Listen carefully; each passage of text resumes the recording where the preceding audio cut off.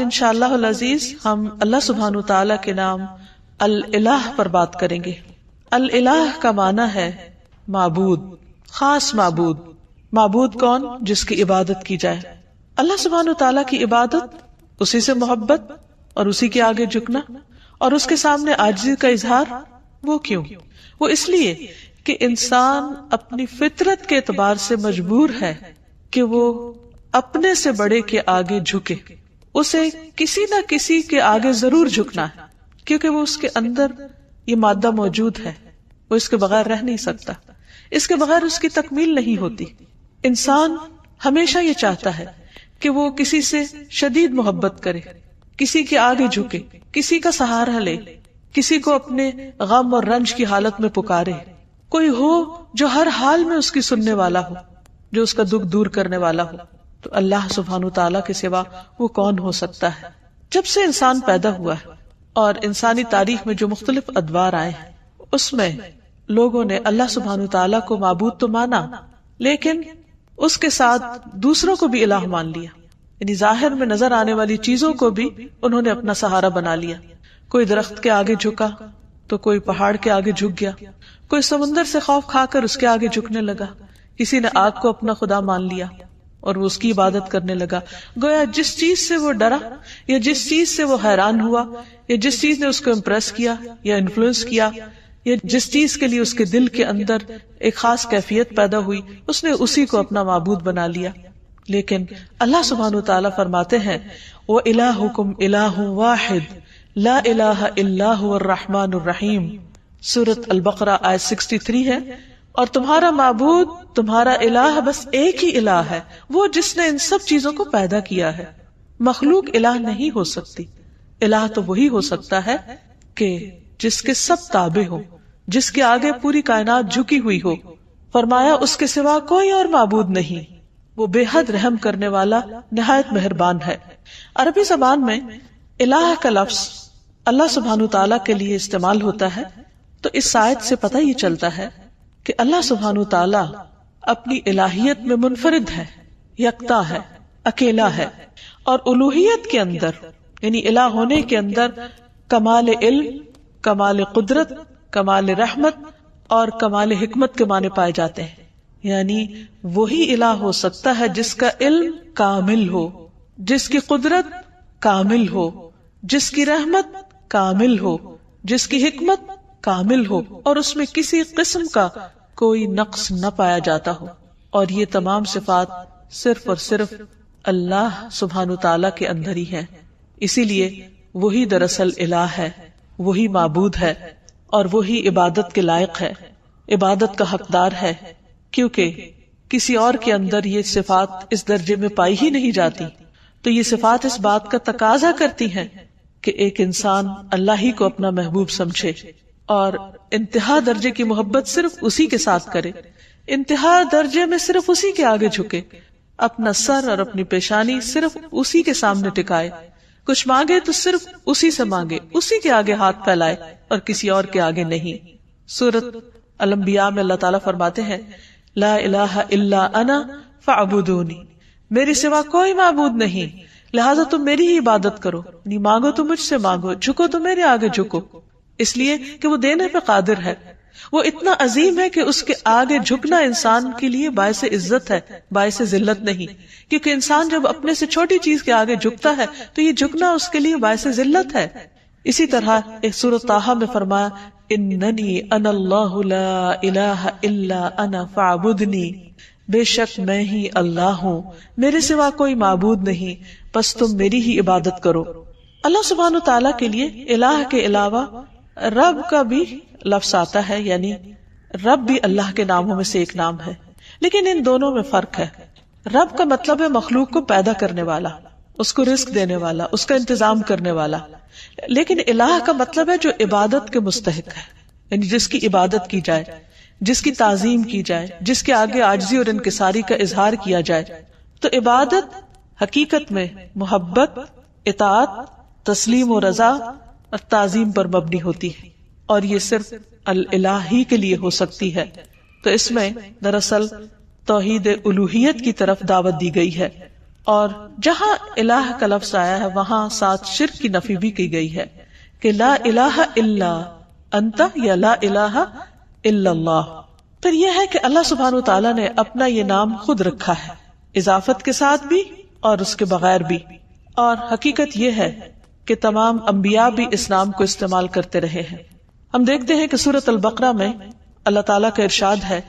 اللہ تعالیٰ جب یعقوب علیہ السلام کی وفات کا وقت ذکر کرتے ہیں کہ ام کنتم شہداء اذ حضر یعقوب الموت اذ قال لبنیہ ما تعبدون من بعدی، کیا تم حاضر تھے اس وقت جب یعقوب کو موت آئی، جب اس نے اپنے بچوں سے کہا کہ میرے بعد تم کس کی عبادت کرو گے، کس کے آگے جھکو گے؟ تو انہوں نے کیا کہا؟ نعبد الہک و الہ آبائک ابراہیم و اسماعیل و اسحاق الہا واحدا ونحن لہ مسلمون. ہم تیرے معبود نعبد الہک، اس کی عبادت کریں گے. یہاں بھی لفظ الہ استعمال ہوا ہے کہ جب عبادت کی بات ہے تو پھر ساتھ ہی الہ کا لفظ آ جاتا ہے کہ وہ خاص معبود جو عبادت کا مستحق ہے. تو تیرے معبود اور تیرے آبا یعنی ابراہیم، اسماعیل، اسحاق، ان سب کے الہ کی جو ایک ہی الہ ہے اس کی ہم سب عبادت کریں گے. تو گویا یعقوب علیہ السلام اپنی اولاد کو ایک اللہ الہ کی عبادت کی تاکید کر کے گئے، وصیت کر کے گئے. پھر اسی طرح اللہ کا نام الہ اللہ تعالی کی ذات اور اس کی صفات پر دلالت کرتا ہے. یعنی اللہ تعالی کا یہ نام جو ہے وہ اس کی صفات کو بھی بیان کرتا ہے. اور حقیقت یہ ہے کہ یہ صرف اللہ سبحانہ تعالی ہی کے لیے ہے. یہاں یہ بات بھی یاد رہے کہ اللہ سبحانہ تعالی نے خود اپنے ساتھ دوسرے الہوں کا انکار کیا ہے. قرآن مجید میں اللہ تعالیٰ فرماتے ہیں سورۃ المؤمنون میں مَتَّخَذَ اللَّهُ مِن وَلَدٍ، اللہ نے کوئی اولاد نہیں بنائی، وَمَا كَانَ مَعَهُ مِنْ إِلَٰهٍ، اور اس کے ساتھ کبھی کوئی الہ رہا ہی نہیں، کوئی اور الہ ہے ہی نہیں، نہ تھا نہ ہے اور نہ کبھی ہو سکتا ہے. کیوں؟ اس کے لیے بہت خوبصورت دلیل دی گئی کہ اِذًا لَذَهَبَ كُلُّ إِلَٰهٍ بِمَا خَلَقَ، اگر کوئی اور الہ ہوتا تو وہ جو اس نے بنایا ہوتا وہ اپنے ساتھ لے جاتا، یہ باہم کلیش بھی ہوتا. وَلَعَلَىٰ بَعْضُهُمْ عَلَىٰ بَعْضٍ، اور ان میں سے بعض پہ چڑھائی کر دیتے، کیونکہ جب اختیارات بہت سے لوگوں کے ایک جیسے ہوں تو ان میں سے پھر وہ دوسروں سے آگے بڑھنے کے لیے ان کو ہرانے کی کوشش کرے گا. سبحان اللہ، اللہ پاک ہے عما یصفون، اس سے جو وہ وصف بیان کرتے ہیں اللہ کا. یعنی اللہ سبحانہ تعالیٰ کے ساتھ کوئی اور الہ ہو ہی نہیں سکتا، کیونکہ کوئی اور ایسی صفات کے لائق ہی نہیں اور کوئی معبود ہے ہی نہیں. عبادت کا مستحق صرف اللہ ہے. تمام انبیاء نے اسی کی دعوت دی ہے، اعبدوا اللہ ما لکم من الہ غیرہ، اللہ کی عبادت کرو، اس کے سوا تمہارا کوئی الہ نہیں. واعبدوا اللہ ولا تشرکوا بہ شیئا، اور اللہ کی عبادت کرو اور اس کے ساتھ کسی کو شریک نہ ٹھہراؤ، کیونکہ ہماری زندگی کا مقصد ہی عبادت ہے اور عبادت اللہ کا حق ہے. اس لیے ہمیں سوچ سمجھ کر اس حق کو ادا کرنا ہے. ایسا نہ ہو کہ ہم کوشش بھی کریں، محنت بھی کریں، لیکن وہ اس کے ہاں قبول نہ ہو جس نے دراصل ہمیں پیدا ہی اس کام کے لیے کیا ہے. معاذ رضی اللہ عنہ سے مروی ہے کہ نبی صلی اللہ علیہ وسلم جس گدھے پر سوار تھے میں اس کے اوپر آپ کے ساتھ پیچھے بیٹھا ہوا تھا، سواری کر کے کہیں جا رہے تھے. اس گدھے کا نام عفیر تھا. آپ نے فرمایا اے معاذ، کیا تمہیں معلوم ہے کہ اللہ تعالیٰ کا حق اپنے بندوں پر کیا ہے اور بندوں کا حق اللہ تعالیٰ پر کیا ہے؟ میں نے کہا کہ اللہ اور اس کا رسول ہی زیادہ جانتے ہیں.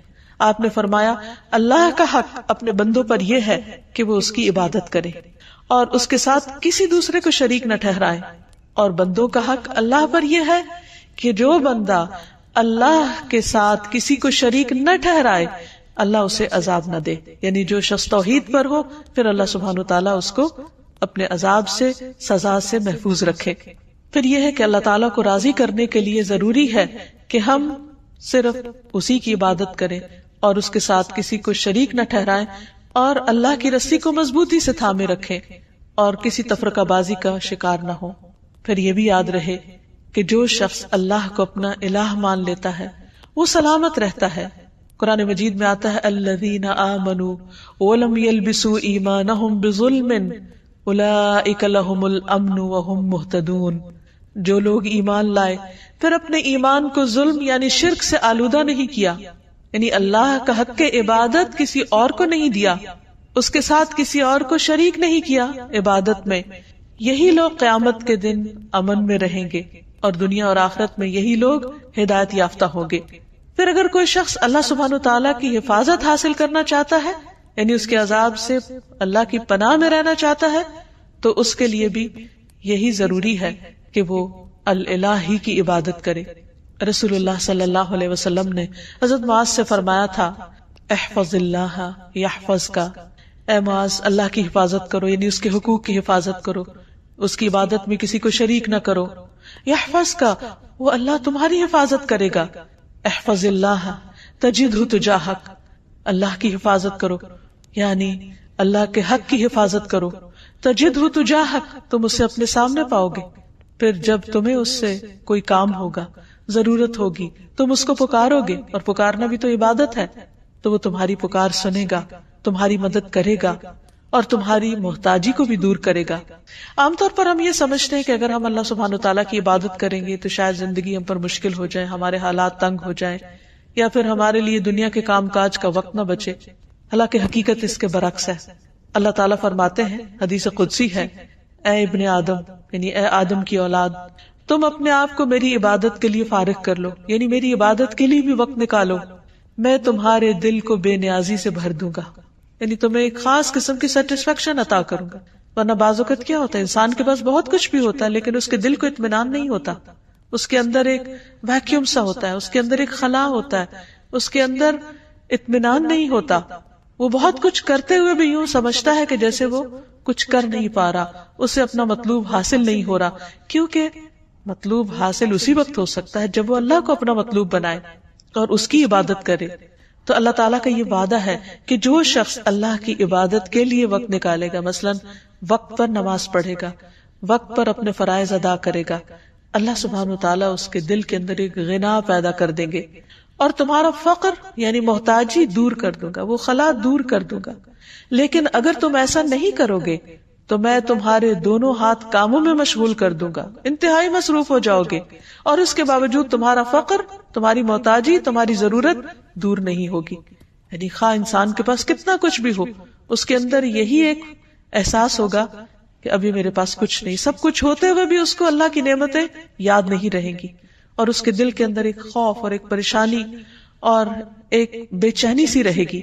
اس کے برعکس جو لوگ عبادت کریں گے وہ دنیا میں بھی مطمئن رہیں گے اور آخرت میں بھی اللہ کے عرش کے سائے میں اور جنت میں ہوں گے۔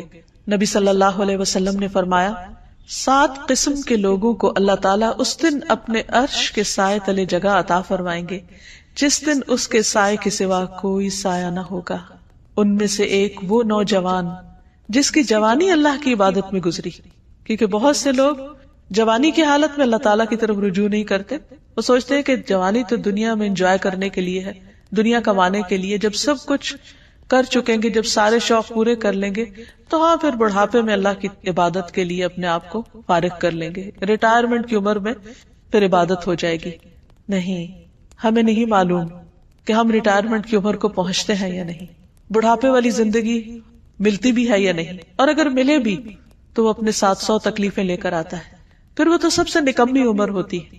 تو کیا کسی مومن کو یہ زیب دیتا ہے کہ وہ اپنی زندگی کا بہترین حصہ تو اس فانی دنیا کے لیے خرچ کرے، اس فانی دنیا میں استعمال کرے، اور اپنی زندگی کا نکما حصہ اللہ سبحانہ وتعالیٰ کو دے؟ تو اسی لیے جو لوگ اپنی زندگی کا بہترین حصہ یعنی جوانی اللہ کی عبادت میں گزاریں گے، اللہ تعالیٰ کی طرف سے عائد کردہ جو فرائض ہیں ان کو پورا کرتے ہوئے گزاریں گے، اللہ تعالیٰ کی اطاعت اور فرما برداری میں گزاریں گے، تو اللہ سبحانہ وتعالیٰ قیامت کے اس طویل دن جو ایک دن 50,000 سال کا ہے، جس دن سورج بہت قریب آ چکا ہوگا، اس دن اللہ تعالیٰ ایسے لوگوں کو اپنے عرش کے سائے تلے جگہ دیں گے۔ نبی صلی اللہ علیہ وسلم نے یہ بھی فرمایا، جو شخص اللہ کی عبادت اس طرح کرے کہ اس کے ساتھ کسی کو شریک نہ کرے، اور شرک کرنے میں صرف ایسا نہیں کہ غیر اللہ یا ایسے آبجیکٹس کی پوجا کرنا جو اللہ نے تخلیق کیے ہیں، بلکہ اس میں ریاکاری کرنا، شو آف کرنا، لوگوں کو خوش کرنے کے لیے دین کے کام کرنا۔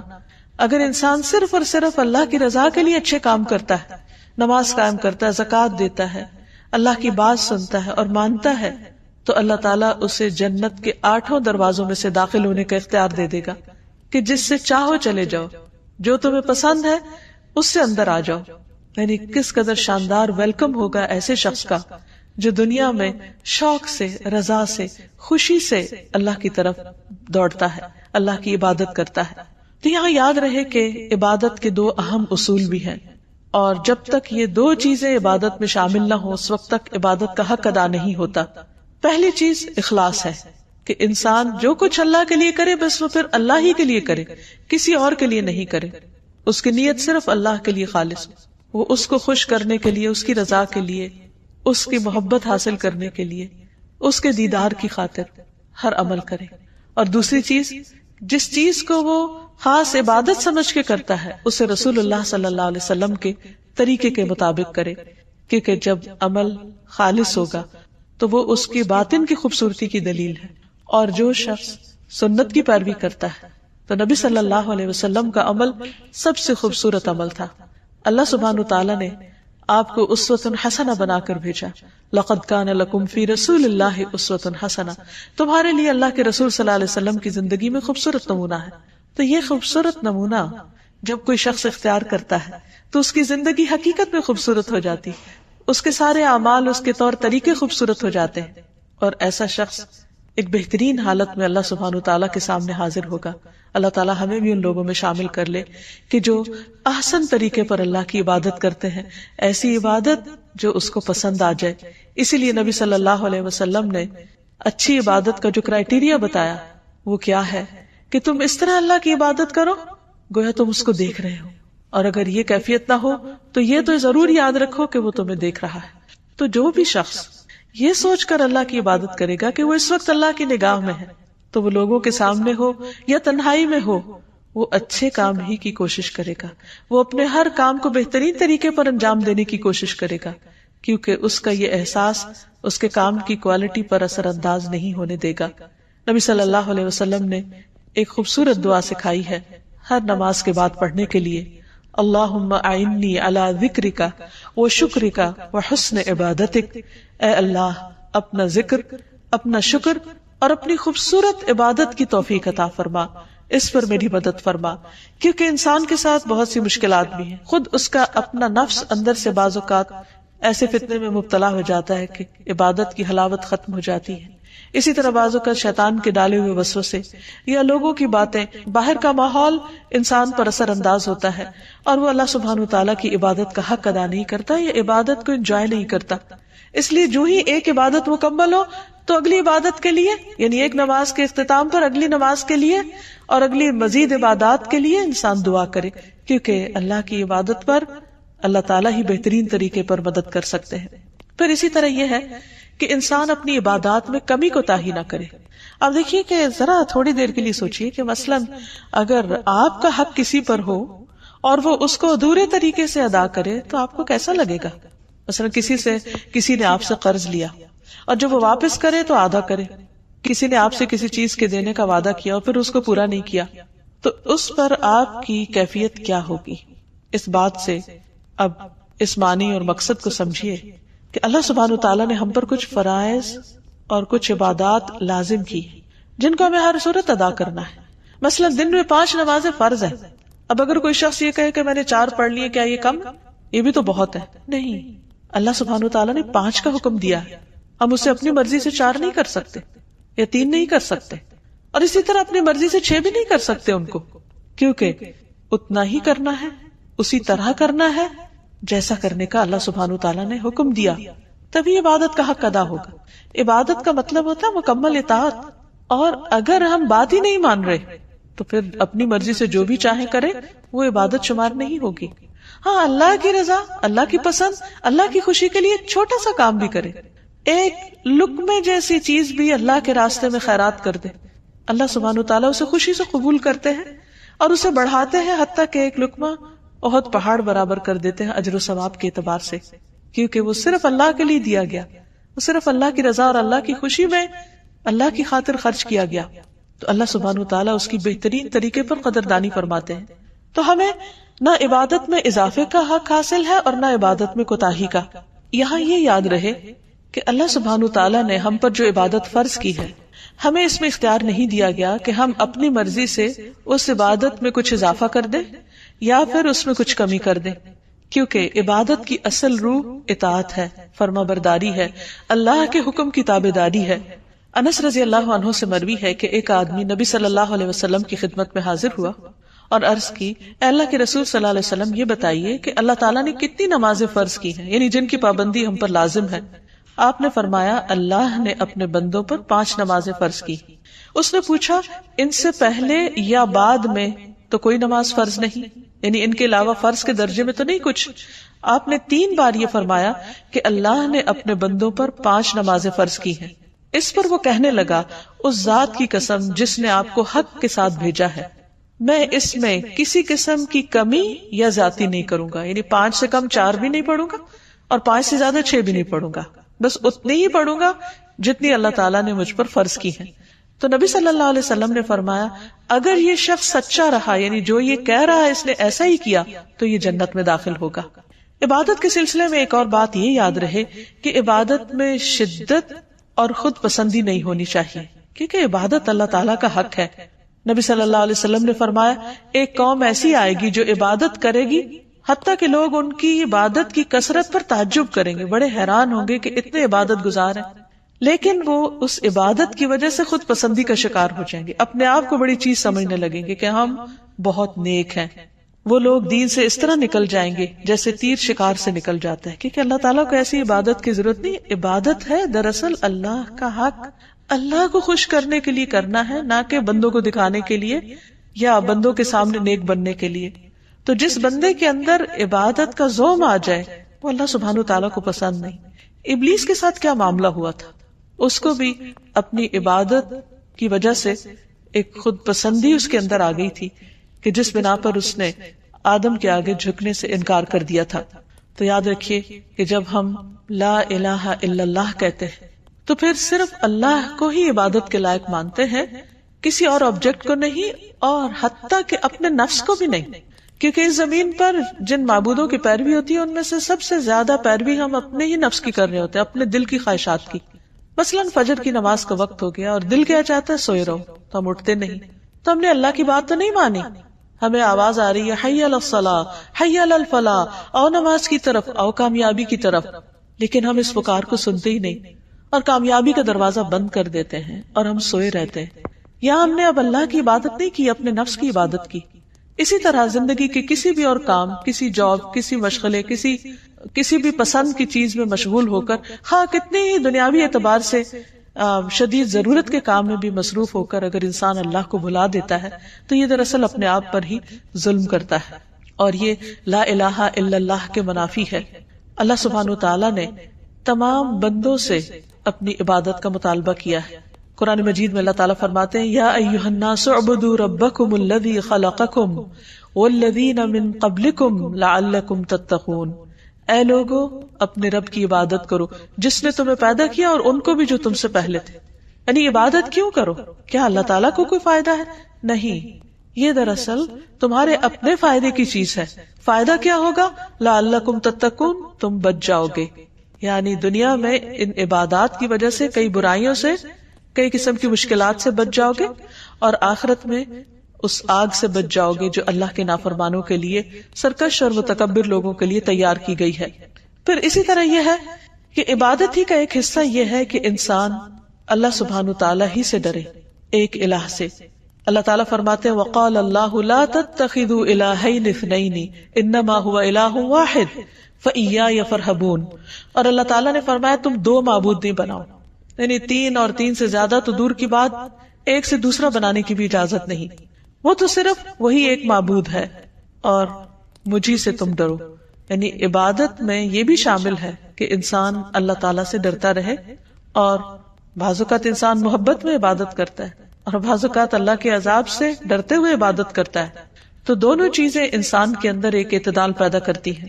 پھر یہ بھی یاد رکھیے کہ لا الہ الا اللہ کہنا صرف انسان کے لیے آخرت کی نجات کا ذریعہ ہی نہیں بلکہ دنیا میں بھی بہترین قسم کا قول ہے۔ رسول اللہ صلی اللہ علیہ وسلم نے فرمایا افضل ذکر لا الہ الا اللہ ہے۔ ایک اور جگہ پر فرمایا کہ جس نے لا الہ الا اللہ کہا تو ایک دن یہ کلمہ اسے مصیبتوں سے نجات دلائے گا، اس سے پہلے جو کچھ ہو چکا سو ہو چکا، لیکن لا الہ الا اللہ کہنے سے اس کی نجات ہو جائے گی۔ جو شخص سچے دل سے اللہ کو پکارے اس پر آسمان کے دروازے کھل جاتے ہیں۔ ابو ہریرہ رضی اللہ عنہ کہتے ہیں کہ نبی صلی اللہ علیہ وسلم نے فرمایا، جب بھی بندہ خالص ہو کر لا الہ الا اللہ کہتا ہے تو اس پر آسمان کے دروازے کھول دیے جاتے ہیں، یہاں تک کہ یہ کلمہ عرش تک پہنچ جاتا ہے۔ یہ اس وقت ہوتا ہے جب انسان کبیرہ گناہوں سے بچتا رہتا ہے۔ نبی صلی اللہ علیہ وسلم نے فرمایا، جس نے لا الہ الا اللہ وحدہ لا شریک لہ لہ الملک ولہ الحمد وہو علی کل شیء قدیر پڑھا اور خالص ہو کر کہا، زبان سے اس کی تصدیق کی، تو اس کے لیے آسمان کے دروازے کھول دیے جاتے ہیں، حتیٰ کہ اللہ تعالیٰ زمین میں اس کہنے والے کی طرف دیکھتا ہے، یعنی کس نے یہ کلمہ کہا، اور جس کی طرف اللہ تعالیٰ نے دیکھ لیا اس بندے کا یہ حق ہے کہ اللہ تعالیٰ اس کا مطالبہ اس کو عطا کر دے۔ اسی لیے نبی صلی اللہ علیہ وسلم نے یہ بہت ہی خوبصورت بات ہمیں بتائی کہ عرفہ کے دن کی بہترین دعا جو تمام انبیاء نے مانگی وہ ہے لا الہ الا اللہ وحدہ لا شریک لہ لہ الملک ولہ الحمد وہو علی کل شیء قدیر۔ اس میں اللہ سبحانہ وتعالیٰ کی وحدانیت کا ذکر بھی ہے، شرک کی نفی بھی ہے، اللہ سبحانہ وتعالیٰ کی تعریف کی بات بھی ہے، اور اس کی قدرت کا اقرار بھی ہے کہ وہی ہر چیز پر قدرت رکھتا ہے۔ اس میں آپ دیکھیے براہ راست کچھ بھی نہیں مانگا گیا، صرف اللہ سبحانہ وتعالیٰ کی وحدانیت اور اس کی تعریف کا ذکر ہے۔ تو جو شخص یہ کلمہ پڑھ لیتا ہے تو اللہ سبحانہ وتعالیٰ اس پر نظر رحمت فرما دیتے ہیں۔ پھر یہ کلمہ صرف زندگی میں نہیں، صرف مشکلات میں نہیں، مرنے والا اگر مرتے وقت پڑھتا ہے تو اس کے لیے جنت کا وعدہ ہے۔ رسول اللہ صلی اللہ علیہ وسلم نے فرمایا، اپنے مرنے والوں کو لا الہ الا اللہ کی تلقین کیا کرو، کیونکہ اس کلمے پہ موت آنے پر جنت میں داخلہ اور جہنم حرام کر دی جاتی ہے۔ یہ کلمہ اللہ کے ہاں حجت بنتا ہے، نبی صلی اللہ علیہ وسلم کی شفاعت کا ذریعہ ہے، اور اس کلمے کا وزن ہر چیز سے زیادہ ہے۔ نوف رضی اللہ عنہ کہتے ہیں کہ اگر آسمان و زمین اور ان کے درمیان کی تمام چیزوں کو ترازو کے ایک پلڑے میں رکھ دیا جائے اور دوسرے پلڑے میں صرف لا الہ الا اللہ رکھ دیا جائے تو وہ دوسرا پلڑا جھک جائے گا۔ اسی لیے اگر کسی شخص نے سچے دل سے لا الہ الا اللہ پڑھا ہو اور ہر شرک سے نفی کی ہو تو قیامت کے دن یہی ایک کلمہ اس کی نجات کا ذریعہ بن جائے گا۔ اور اگر کوئی اپنے گناہوں کی وجہ سے دوزخ کی آگ میں گیا بھی تو اس لا الہ الا اللہ کی وجہ سے اس کو وہاں سے بالآخر نکال لیا جائے گا، خواہ اس نے بڑے بڑے گناہ کیے ہوں، لیکن ان گناہوں کی سزا بھگتنے کے بعد یہ کلمہ اس کی نجات کا ذریعہ بنے گا۔ تو حقیقت یہ ہے کہ اللہ سبحانہ وتعالیٰ کا یہ نام یعنی الالہ، اس کے ساتھ جب اللہ کو پکارا جاتا ہے تو انسان کی دعا قبول ہوتی۔ اسی لیے نبی صلی اللہ علیہ وسلم کو خاص طور پر حکم دیا گیا، قل اعوذ برب الناس ملک الناس الہ الناس من شر الوسواس الخناس الذی یوسوس فی صدور الناس من الجنۃ والناس۔ آپ کہہ دیجئے میں پناہ لیتا ہوں لوگوں کے رب کی، لوگوں کے بادشاہ کی، لوگوں کے الہ، لوگوں کے معبود کی، وسوسہ ڈالنے والے کے شر سے جو پلٹ پلٹ کر آنے والا ہے، جو لوگوں کے سینوں میں وسوسے ڈالتا ہے۔ پھر ہم دیکھتے ہیں کہ یونس علیہ السلام جب مچھلی کے پیٹ میں چلے گئے اور انتہائی غم کی حالت میں تھے، اس وقت جب انہوں نے اسی کلمے کے ذریعے اللہ کو پکارا تو اللہ سبحانہ وتعالیٰ نے ان کا غم دور کر دیا، انہیں اس بڑی مشکل سے نجات دی۔ اور وہ کلمہ کیا ہے؟ وَذَنُّونِ إِذْ ذَهَبَ مُغَاضِبًا فَظَنَّ أَن لَّن نَّقْدِرَ عَلَيْهِ فَنَادَىٰ فِي الظُّلُمَاتِ أَن لَّا إِلَٰهَ إِلَّا أَنتَ سُبْحَانَكَ إِنِّي كُنتُ مِنَ الظَّالِمِينَ۔ اور مچھلی والے کو جب وہ غصے سے بھرا ہوا چلا گیا، بس اس نے سمجھا کہ ہم اس پر گرفت تنگ نہ کریں گے، تو اس نے اندھیروں میں پکارا کہ تیرے سوا کوئی معبود نہیں، صرف اس الالہ کو پکارا۔ نماز کا سلام پھیرتے ہی نماز ختم ہو جاتی ہے، اس کے بعد سب سے پہلے کہنا چاہیے اللہ اکبر ایک بار، اور تھوڑا سا بلند آواز سے، جس سے پتہ چلے کہ نماز پڑھ لی ہے۔ اللہ اکبر۔ ابن عباس کہتے ہیں میں نبی صلی اللہ علیہ وسلم کی نماز کے مکمل ہونے کو تکبیر کی وجہ سے سمجھ جاتا تھا، یعنی مثلا کوئی نفل پڑھ رہا ہے تو آپ کو نہیں پتہ چلتا کہ پڑھ چکا ہے یا نہیں، لیکن اگر اس نے بلند آواز سے کہہ دیا اللہ اکبر تو پتہ چل گیا کہ ہاں اس کی نماز مکمل ہو گئی ہے۔ کیوں اللہ اکبر کہیں؟ کہ اللہ ہر چیز سے بڑا۔ آپ دیکھیں ہم نے نماز کا آغاز کس سے کیا تھا؟ اللہ اکبر سے کیا تھا، اور نماز میں کئی بار ہم نے اللہ اکبر کہا، اور اب نماز کے اختتام پر بھی اللہ اکبر، رمضان کے اختتام پر بھی اللہ اکبر، یعنی اللہ کی تکبیر بیان کرنا۔ اللہ سبحانہ وتعالیٰ قرآن مجید میں فرماتے ہیں اتل ما اوحی الیک من الکتاب واقم الصلاۃ ان الصلاۃ تنہی عن الفحشاء والمنکر ولذکر اللہ اکبر واللہ یعلم ما تصنعون۔ کتاب میں سے جو آپ کی طرف وحی کیا گیا ہے اس کی تلاوت کیجیے اور نماز قائم کیجیے، بے شک نماز بے حیائی اور برائی سے روکتی ہے، اور یقیناً اللہ کا ذکر تو سب سے بڑی چیز ہے، اور اللہ کو معلوم ہے جو کچھ تم کرتے ہو۔ تو اللہ کا ذکر سب سے بڑی چیز، اور اس ذکر میں اللہ کو سب سے بڑا قرار دینا سب سے بڑی چیز۔ اور نبی صلی اللہ علیہ وسلم اور پھر صحابہ کا طریقہ بھی یہی تھا کہ آپ فرض نمازوں کے بعد ذکر کرتے اور آوازیں بلند کرتے، یعنی نماز کے بعد کا ذکر جو ہے اس میں آواز اونچی ہوتی ہے۔ ابن عباس اس بات سے معلوم کر لیتے کہ لوگوں نے سلام پھیر لیا ہے کیونکہ وہ ان کے ذکر کی آواز سنتے تھے، یعنی مطلب یہ ہے کہ نماز کے بعد اللہ اکبر بھی اونچی آواز میں، استغفر اللہ استغفر اللہ استغفر اللہ یہ بھی ذرا اونچی آواز میں، یعنی ایک ہوتا ہے سری ذکر یعنی دل ہی دل میں پکارنا، اور ایک ہوتا ہے جاہری جس میں یہ ذکر جو نماز کے بعد ہوتا ہے اس کو تھوڑا اونچی آواز میں کرنا چاہیے، اور جس طرح وتر ختم ہونے کے بعد سبحان الملک القدوس سبحان الملک القدوس سبحان الملک القدوس ذرا اونچی آواز میں کہنا چاہیے۔ تو نبی صلی اللہ علیہ وسلم اس ذکر کو ہمیشہ اونچی آواز میں کرتے تھے، ٹھیک ہے، یعنی آپ کی اقتداء، آپ کی پیروی ہر معاملے میں یہ عبادت کے درجات کو بڑھا دیتی ہے۔ اور اس میں ہم یہ بھی دیکھتے ہیں کہ صحابہ کرام جو تھے وہ نبی صلی اللہ علیہ وسلم کی صرف سنت کو نہیں سیرت کو بھی آگے بیان کرتے تھے کہ آپ نے کوئی کام کیا اور کس طریقے سے کیا، مثلا ذکر کیا اور کس طرح کیا، بلند آواز سے کیا یا آہستہ آواز سے کیا، بیٹھ کر کیا یا کھڑے ہو کر کیا۔ اور پھر آپ دیکھیے کہ نماز کے بعد اذکار جو ہیں وہ زیادہ پسندیدہ ہیں، یعنی دعاؤں کی نسبت زیادہ اذکار، ٹھیک ہے۔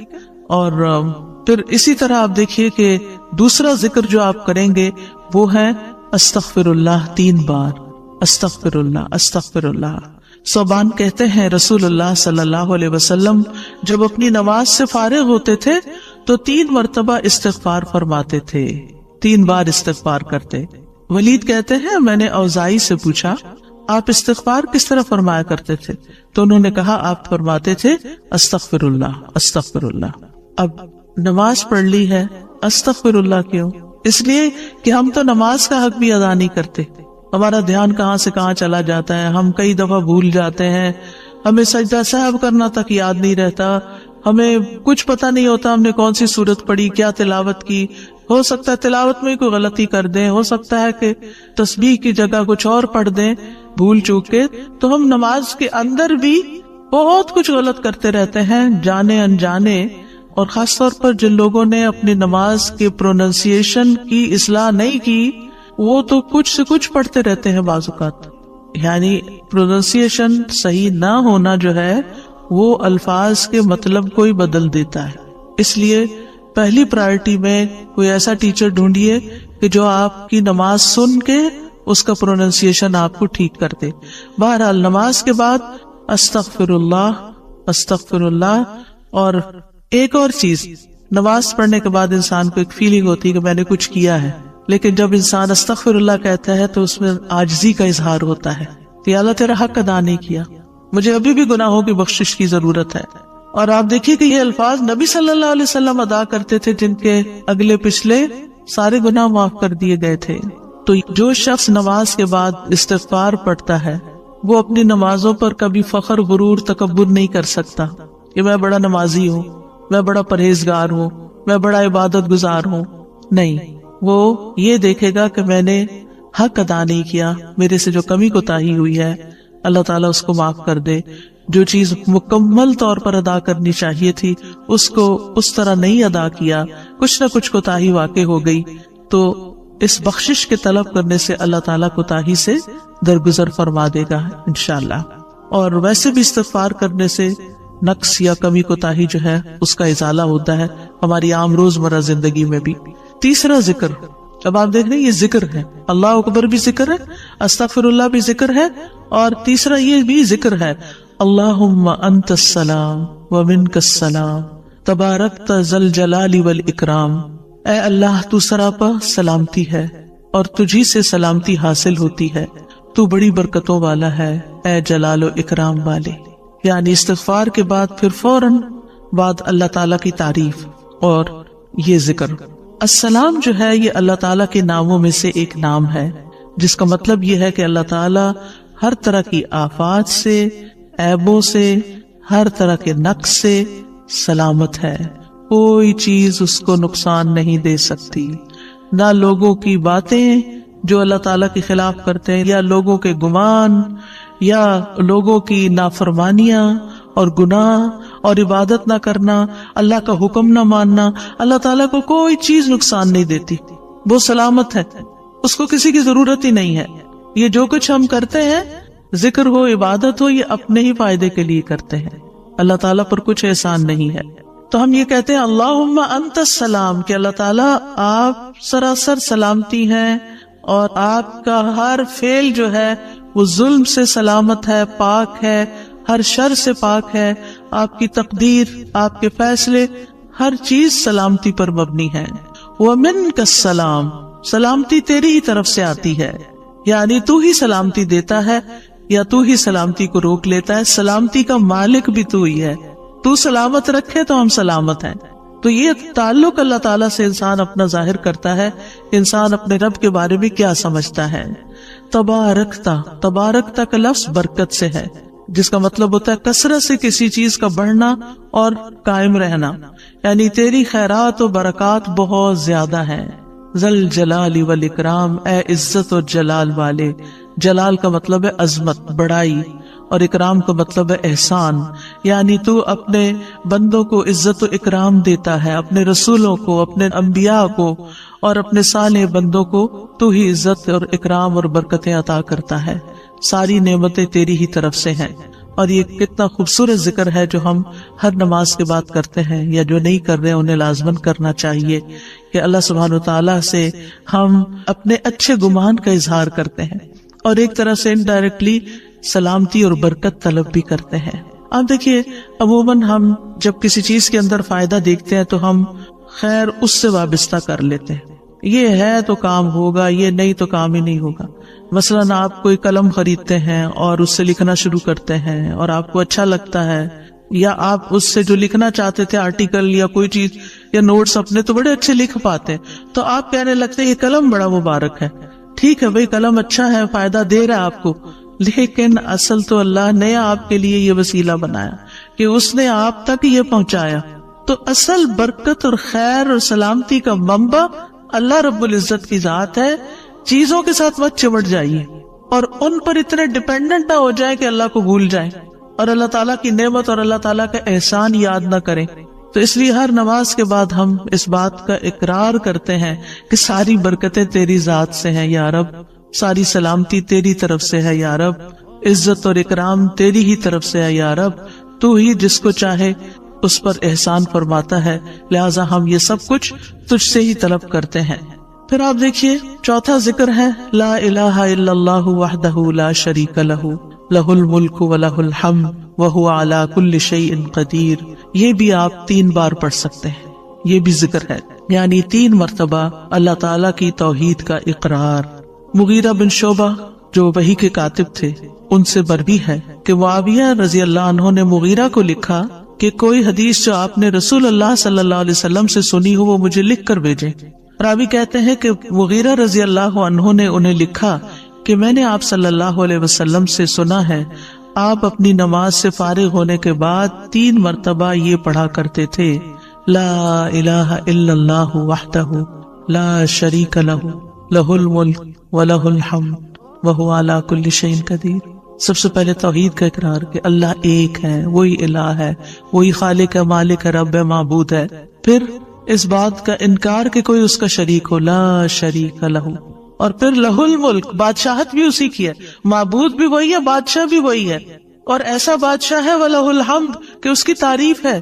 دنیا کے بادشاہوں کا حشر ہوتا دیکھا ہے آپ نے، ان کے ساتھ کیا کیا جاتا ہے، لیکن اللہ سبحانہ تعالیٰ کی بادشاہت پر کوئی آنچ نہیں آتی، کوئی اس کو ہلا نہیں سکتا، کوئی اس کو نقصان نہیں دے سکتا، کوئی اس پر باتیں نہیں بنا سکتا، کوئی اس کا نقص نہیں نکال سکتا کہ اللہ تعالیٰ نے آسمان میں یہ کیا چیز بنا دی اور زمین میں کیا بنا دی. نہیں، وَلَهُ الْحَمْدُ، اسی کی ہے تعریف. یعنی ایسا بادشاہ کہ جو قابل تعریف ہے، اور ایسا بادشاہ کہ وَهُوَ عَلَى كُلِّ شَيْءٍ قَدِيرٌ. دنیا کے بادشاہ انتہائی بے بس لاچار ہوتے ہیں، ان کے ہاتھ میں کچھ نہیں ہوتا، وہ انسانوں کے محتاج ہوتے ہیں، انسانوں کی خدمت کے، انسانوں کی مدد کے، انسانوں کے مال کے محتاج ہوتے ہیں. یہ بادشاہت کیا بادشاہت ہے جس کی ساری ڈیپینڈنسی لوگوں کے اوپر ہے. تو اصل بادشاہت تو اللہ کی ہے کہ جو ہر چیز پر پوری قدرت رکھتا ہے. تو آپ اس احساس کے ساتھ اگر اللہ تعالیٰ کا یہ ذکر کرتے ہیں تو آپ کا دل ایک سکون سے بھر جائے گا، ایک خوشی سے بھر جائے گا کہ میں ایسی ہستی کو جانتی ہوں، ایسی ذات کو جانتی ہوں کہ جو اتنی خوبیوں کی مالک ہے. کیونکہ یہ انسان کی فطرت میں ہے، انسان کی نفسیات میں ہے کہ وہ کسی چیز کی تعریف کر کے خوش ہوتا ہے. اور عام طور پر ہم صرف سامنے نظر آنے والی چیزوں کی تعریف کر کر کے خوش ہوتے رہتے ہیں، اور تھوڑے دن کے بعد وہ بھی خراب ہو جاتی، وہ تعریف بھی ساتھ ہی چلی جاتی ہے. انسان ہے تو مر جاتے ہیں، ان کے اعمال ہے تو ختم ہو جاتے ہیں، اور کبھی وہ اچھے ہوتے ہیں اور پلٹ بھی جاتے ہیں. وہ کہاں گئی تعریفیں؟ جوان ہے تو بڑھاپے میں ساری تعریفیں چلی گئی، مالدار تھے تو غریب ہوئے تو ساری تعریفیں چلی گئی. اسی طرح علم ہے اور جنون لائق ہو گیا تو ساری تعریفیں چلی گئی، سب کچھ الٹ گیا. اور دنیا کے یہ سارے نظارے آپ نے دیکھے ہوں گے کہ جب ہر نعمت لوگوں پر الٹ جاتی. اسی لیے ہم دعا کرتے ہیں نا کہ اللہم انی اعوذ بک من زوال نعمتک، کہ اللہ نعمتوں کے زوال سے بچانا. یہ انتہائی تکلیف دہ چیز ہے، لیکن یہ ایک دنیا کا قانون ہے، یہ سب کچھ ہوتا ہے اور ہماری آنکھیں دیکھتی ہیں. لیکن اللہ سبحانہ وتعالی ان سب چیزوں سے پاک ہے، اس کو کوئی زوال نہیں اور اس کا کوئی کچھ بگاڑ نہیں سکتا، اور وہ ہر چیز پر پوری طرح قادر ہے، جو چاہے کر سکتا ہے، اور تعریف اسی کے لیے ہے. پانچواں ذکر، لا الہ الا اللہ وحدہ لا شریک لہ لہ الملک ولہ الحمد وہو علی کل شیء قدیر. اللہم لا مانع لما اعطیت ولا معطی لما منعت ولا ينفع ذا الجد منک الجد. اللہ کے سوا کوئی الہ نہیں، وہ اکیلا ہے، اس کا کوئی شریک نہیں، بادشاہت اسی کی ہے اور تمام تعریف اسی کے لیے ہے، اور وہ ہر چیز پر پوری طرح قدرت رکھنے والا ہے. اے اللہ، جو کچھ تو نے دیا ہے اسے کوئی روکنے والا نہیں، اور جو کچھ تو نے روک دیا اسے کوئی دینے والا نہیں، اور کسی مالدار کو تیری بارگاہ میں اس کا مال نفع نہیں پہنچا سکتا. ابتدا میں تو وہی اللہ کی توحید بیان ہوئی، اس کی بادشاہت اور اس کی حمد کا ذکر ہے اور اس کی قدرت کا ذکر ہے، اور اس کے بعد کہ جو اللہ نے دیا، جو وہ دینا چاہتا ہے اسے کوئی روک نہیں سکتا. یہاں بھی آپ دیکھیں، مانگ کچھ نہیں رہی، یہ ذکر ہے، یہ دعا نہیں، یہ کیا ہے؟ ذکر ہے. اور جو کچھ تو نے روک دیا کوئی دے ہی نہیں سکتا، اور سارے ہی مالدار فقیر ہیں، اور خاص طور پر تیرے سامنے فقیر ہیں. یا ایھا الناس انتم الفقراء الی اللہ واللہ هو الغنی الحمید. اے لوگو، تم سب اللہ کے فقیر ہو، اللہ کے محتاج ہو، اور اللہ ہی غنی، مالدار اور وہی قابل تعریف ہے. واللہ هو الغنی الحمید. ٹھیک ہے. نبی صلی اللہ علیہ وسلم جب سلام پھیرتے تھے تو یہ دعا پڑھا کرتے تھے یا یہ ذکر کیا کرتے تھے. اور اس میں آپ دیکھیے کہ یہ جو عقیدہ ہے نا کہ اللہ روکے تو کوئی دے نہیں سکتا، یہ انسان کو بڑا اطمینان دے دیتا ہے. اگر کوئی چیز، کوئی خیر آپ کی طرف آنے سے رکی ہوئی ہے تو وہ اللہ ہی نے روکی ہوئی ہے، آپ پر رحمت کی وجہ سے. بدگمان نہ ہو، اس سے کسی وجہ سے رکی ہوئی ہے. آپ کسی کی کوئی اچھی چیز دیکھتے ہیں، کسی کا مینشن دیکھتے ہیں تو سوچتے ہیں کتنا خوش قسمت ہے، کتنے بڑے گھر میں رہتا ہے. کسی کے پاس فراری دیکھتے ہیں تو آپ کہتے ہیں واہ کتنا خوش قسمت ہے. لیکن آپ کو نہیں پتا کہ یہی چیزیں اس کے لیے کتنی بڑی آزمائش بنی ہوئی ہیں، آپ نہیں جانتے. اور اگر اللہ نے آپ کو نہیں دی تو آپ کو بہت سے شر سے محفوظ رکھا. تو اللہ کا روکنا بھی خیر کا باعث ہوتا ہے. یہ سبق پکا کر لیں کہ جب اللہ تعالیٰ کوئی چیز نہیں دیتا یا دیر سے دیتا ہے یا روک لیتا ہے اور کوئی چارہ نہیں ہوتا، آپ کہتے ہیں میری کوئی دعا قبول نہیں ہو رہی، میرا کوئی طریقہ کام نہیں آ رہا، تو اس میں بھی کوئی خیر ہوتی ہے، کیونکہ جو اللہ نے مقدر میں لکھا ہے وہ پہنچ کے رہے گا. کوئی روک نہیں سکتا جو تو دے، اور کوئی دے نہیں سکتا جو تو روک لے. اور جسے اللہ نے آپ کے مقدر میں لکھا ہے وہ آپ تک آئے گا ہی آئے گا. سورۃ فاطر میں اللہ تعالیٰ فرماتے ہیں ما یفتح اللہ للناس من رحمت فلا ممسک لها وما يمسک فلا مرسل له من بعده وهو العزیز الحکیم. جو کچھ اللہ لوگوں کے لیے رحمت میں سے کھول دے اسے کوئی بند کرنے والا نہیں، اور جو وہ بند کر دے اس کے بعد اسے کوئی کھولنے والا نہیں. حدیث میں آتا ہے ما اصابک لم یکن لیخطئک وان ما اخطأک لم یکن لیصیبک. جو کچھ تمہیں پہنچا وہ تم سے خطا ہونے والا نہیں تھا، اور جو نہیں ملا وہ ہرگز ملنے والا نہیں تھا. قرآن مجید میں سورۃ الرعد میں اللہ تعالیٰ فرماتے ہیں وَإِذَا أَرَادَ اللَّهُ بِقَوْمٍ سُوءًا فَلَا مَرَدَّ لَهُ. جب اللہ کسی قوم کے ساتھ برائی کا ارادہ کر لیتا ہے تو اس کو کوئی پھیرنے والا نہیں، کوئی سپر پاور اس ملک کی مدد نہیں کر سکتی اگر اللہ نے اس کے لیے جنگ کا فتنہ یا کسی اور طرح کی کوئی آزمائش لکھی ہے. یہ اللہ کے فیصلے ہوتے ہیں. یا اللہ نے کسی قوم کو تباہ کرنے کا فیصلہ کر لیا ہو تو کوئی اس کو روک نہیں سکتا. لہٰذا ہمیں اللہ پر ہی بھروسہ کرنا چاہیے اور ہر حال میں ایسی پریشان کن باتوں پر اللہ تعالیٰ ہی کی طرف رجوع کر لینا چاہیے. یاد رکھیے اگر کوئی چیز نہیں ملی تو اللہ تعالیٰ کو الزام مت دیں، اللہ تعالیٰ سے ناراض نہیں ہو، اللہ تعالیٰ سے بدظن نہیں ہو. یہ روکنا اس کی رحمت ہے. انسان اگر ان دو جملوں پر ایمان لے آئے تو پھر اس کا مکمل بھروسہ اللہ کی ذات پر ہو جائے گا. وہ رزق کے بارے میں اللہ پر ہی توکل کرے گا، نقصان کو دور کرنے اور بھلائی کو پانے کے لیے اللہ پر ہی بھروسہ کرے گا. وہ اللہ کو اپنے لیے کافی سمجھے گا. یعنی جہاں کہیں دل چھوٹا ہوا، جہاں کہیں کوئی پریشانی آئی، کہتے حسبی اللہ و نعم الوکیل. اللہ کار ساز یعنی کام بنانے والا اللہ ہی میرے لیے کافی ہے. وہ میرا کام بنائے گا، وہ میری مشکل آسان کرے گا. تو یہ توحید ربوبیت اور الوہیت پر مشتمل جملے ہیں. ابن تیمیہ کہتے ہیں یہ حدیث دو عظیم اصولوں پر مشتمل ہے. نمبر 1 توحید ربوبیت، اور وہ ہے جسے اللہ دینا چاہے اسے کوئی روک نہیں سکتا، اور جسے وہ روک دے اسے کوئی نہیں دے سکتا. بس بندہ اللہ ہی پر توکل کرتا ہے اور اسی سے مانگتا رہتا ہے، کیونکہ دینا جو اس نے ہے.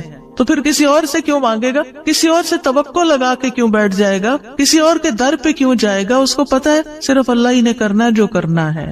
اس سے عقیدہ توحید پکا ہوتا چلا جاتا ہے کہ صرف اللہ ہی نے کرنا ہے. اور توحید الوہیت ولا ينفع ذا الجد منك الجد. عام طور پر انسان یہ سمجھتا ہے میرے پاس مال ہے، مجھے کوئی مشکل نہیں. یعنی جب کوئی کام سامنے آتا ہے نا تو فوراً دیکھتا ہے کتنا ہے بینک میں، کتنا کیش رکھا ہے، کیا ہے میرے پاس، کتنی پراپرٹی ہے. یعنی فوراً انسان کا دماغ گھوم کے اس طرف چلا جاتا ہے نا بہت ہے، انف ہے، کام ہو جائے گا. اللہ چاہے گا تو ہوگا. صرف آپ کے مال سے کچھ نہیں ہوتا. آپ سارا لگا دیں، بزنس میں پورا لاس ہو سکتا ہے. پھر بتائیے آپ کے مال نے آپ کو کیا فائدہ دیا؟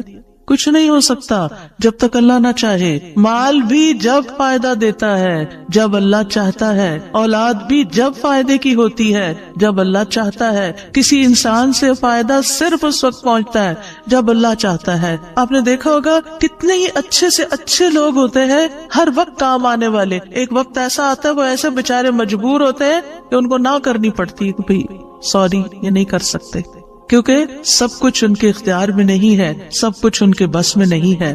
اسی طرح انسان کے پاس بعض اوقات کوئی عہدہ ہوتا ہے، انفلوئنس ہوتا ہے، وہ سمجھتا ہے یہ عہدہ ہے میرے پاس، وہ سب کچھ کر سکتا. نہیں کر سکتے. آپ نے دیکھا ہوگا دنیا کے بڑے بڑے ملکوں کے جو حکمران ہوتے ہیں کتنے بے بس ہوتے ہیں. کچھ بھی نہیں ہوتا ان کے ہاتھ میں، اپنی تقدیر نہیں بنا سکتے، اپنا فائدہ نہیں کر سکتے.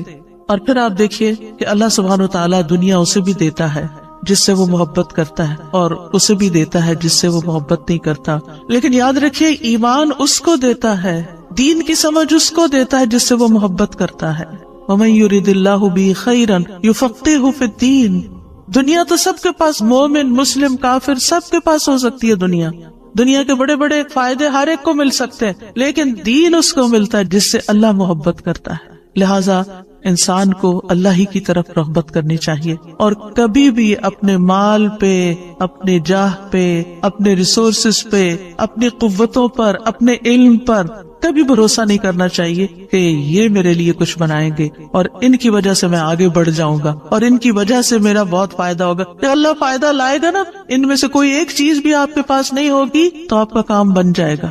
اور اگر فائدہ نہیں دینا نا اللہ نے ان ساری چیزوں کے ہوتے ہوئے، کئی دفعہ لوگ کہتے ہیں ہر چیز ہے میرے پاس لیکن پھر بھی میرا یہ مسئلہ حل نہیں ہوتا، معلوم نہیں کیوں رکاوٹ آ گئی، اور پھر وہ غلط سوچنا شروع کر دیتے ہیں، فلاں کی بندش ہے، فلاں کی نظر ہے، فلاں نے یہ کر دیا۔ نہیں، نفع اور نقصان دونوں اللہ کے ہاتھ میں، نہ کسی کی نظر آپ کو نقصان دے سکتی ہے، نہ کسی کا جادو آپ کو نقصان دے سکتا ہے، نہ کسی کا حسد آپ کو نقصان دے سکتا ہے اگر اللہ نہ چاہے۔ لہٰذا اسی سے دعا کرتے رہیں، اور جو پروٹیکشن کی دعائیں اس نے سکھائی ہیں وہ پڑھتے رہیں، اور باقی بھروسہ اللہ کی ذات پر کریں۔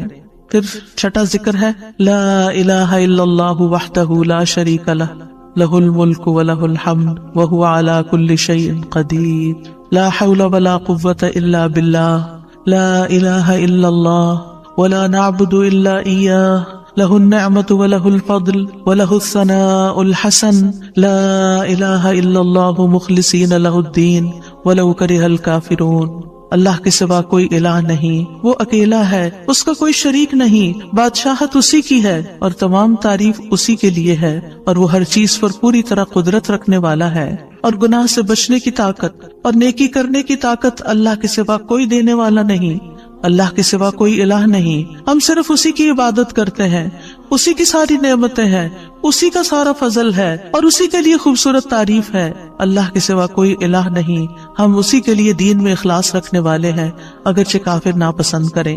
ابن زبیر سلام پھیر کر ہر نماز کے بعد یہ کہتے، اور راوی کہتے ہیں کہ انہوں نے کہا کہ رسول اللہ صلی اللہ علیہ وسلم ہر نماز کے بعد ان کلمات کے ساتھ تحلیل کیا کرتے تھے، یعنی اللہ تعالیٰ کی حمد و ثنا بیان کرتے تھے۔ یہ بھی کیا ہے نماز کے بعد کا ذکر، اور اس میں آپ دیکھیے لا الہ الا اللہ وحدہ کے علاوہ لا حول ولا قوت الا باللہ، لا حول ولا قوت الا باللہ، کہ کوئی پھیرنے کی قوت یعنی کسی برائی کو نقصان کو دور کرنے کی، اور اسی طرح کوئی فائدہ حاصل کرنے کی قوت اللہ ہی کے پاس ہے، کسی گناہ سے دور ہونے اور کسی نیکی کے کرنے کی ہمت طاقت اللہ ہی کے پاس ہے۔ تو یہ لا حول ولا قوت الا باللہ بہت فائدہ دیتا ہے، اور اس کی کثرت کرنے کو کہا گیا ہے۔ اور لا الہ الا اللہ ولا نعبد الا ایاہ، ہم صرف اسی کی عبادت کرتے ہیں۔ لہ النعمت ولہ الفضل ولہ الثناء الحسن، نعمت بھی اور فضل بھی اور اچھی تعریف سب اللہ ہی کے لیے ہے، اور ہم مخلص ہو کر اللہ کی عبادت کرتے ہیں، مخلصین لہ الدین لا الہ الا اللہ ولو کرہ الکافرون، اگرچہ کافر ناپسند کریں، ان کو ہماری توحید اچھی نہ لگے، لیکن پھر بھی ہم صرف ایک اللہ ہی کو مانتے ہیں۔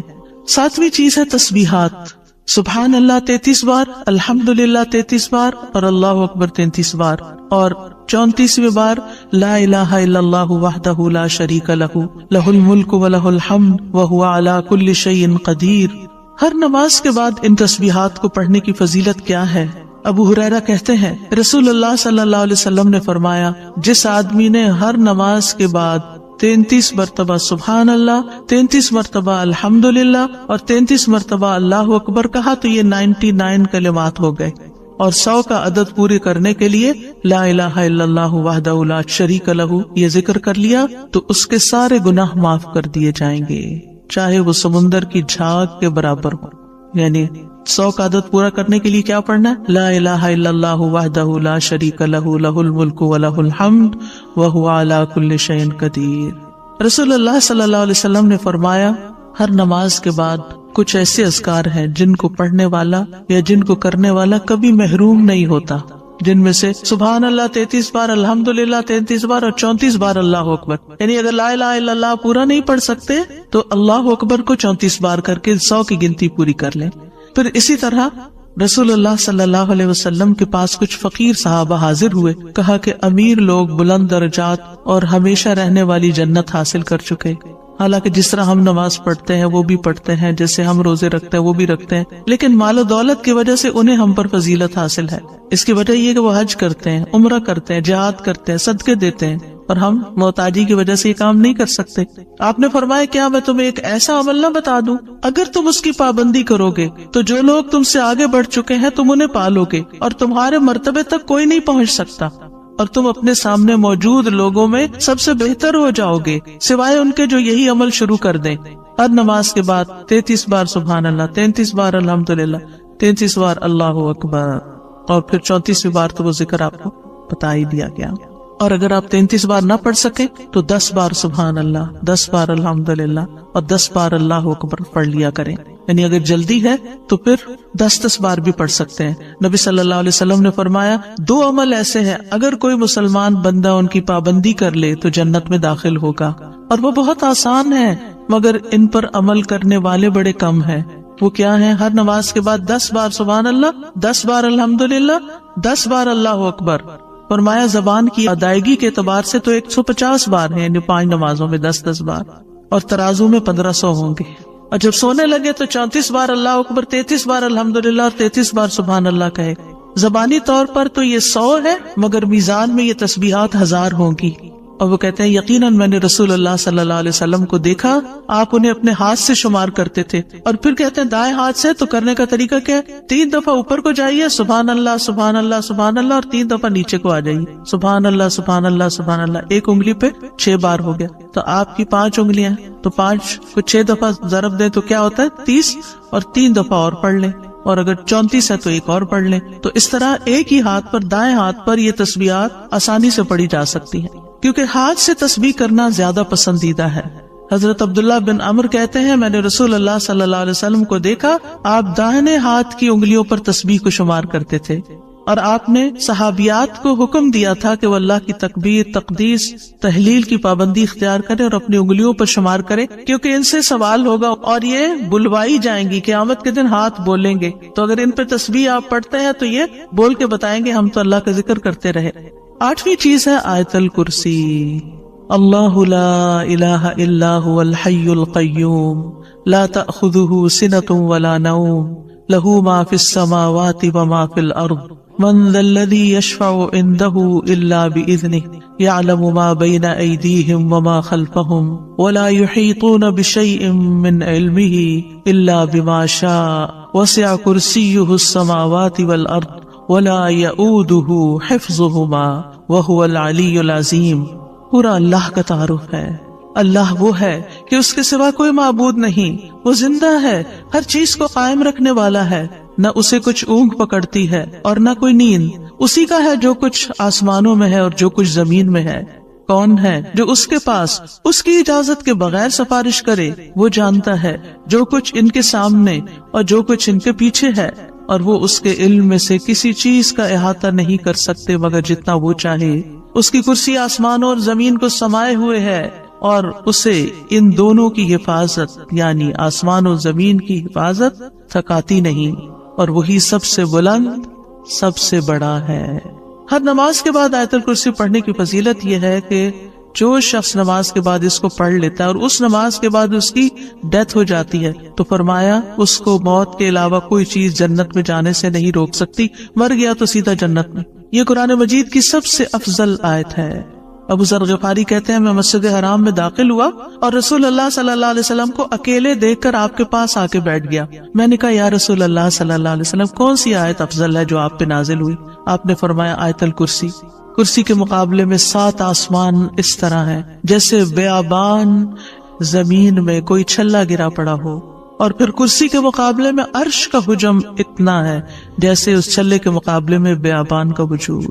اور یہ قرآن مجید کی سب سے عظیم آیت بھی ہے. ابی ابن کعب سے روایت ہے ایک مرتبہ نبی صلی اللہ علیہ وسلم نے ان سے پوچھا اللہ کی کتاب میں سب سے عظیم آیت کون سی ہے؟ انہوں نے کہا اللہ اور اس کا رسول ہی زیادہ جانتے ہیں. آپ نے یہ سوال کئی مرتبہ دہرایا تو ابی ابن کعب نے کہا آیت الکرسی. یہ سن کر آپ نے فرمایا ابو المنذر تمہیں تمہارا علم مبارک ہو. اس ذات کی قسم جس کے ہاتھ میں میری جان ہے، عرش کے پائے کے پاس یہ اللہ بادشاہ کی پاکیزگی بیان کرتی ہوگی. اس کی ایک زبان اور 2 ہونٹ ہوں گے، یعنی جو لوگ اس پڑھیں گے وہ ان کے حق میں ایک طرح سے گواہ ہوگی. 9ویں چیز جو نماز کے بعد پڑھنی چاہیے وہ ہے معوذات. سورۃ الاخلاص، سورۃ الفلق، سورۃ الناس. پہلی سورت میں اللہ تعالیٰ کی توحید بیان ہوئی ہے. دوسری سورت میں انسان کو پناہ مانگنے کے لیے کہا گیا ہے کہہ دیجئے میں مخلوق کے رب کے پناہ پکڑتا ہوں اس چیز کے شر سے جو اس نے پیدا کی، اور اندھیری رات کے شر سے جب وہ چھا جائے، اور گرہوں میں پھونکنے والیوں کے شر سے، اور حسد کرنے والے کے شر سے جب وہ حسد کرے. انہی چیزوں کا خوف رہتا ہے نا. کوئی جادو کر دے گا، کوئی حسد کر لے گا. ہر نماز کے بعد پڑھیں گے کس وقت وہ کرے گا؟ اس کو تو آپ موقع ہی نہیں دے رہے کہ وہ جادو کرے یا آپ سے حسد کرے. ہر 2 نمازوں کے بیچ میں جو کوئی ایسا فتنہ فساد آیا اس کا ازالہ ہوتا چلا جائے گا.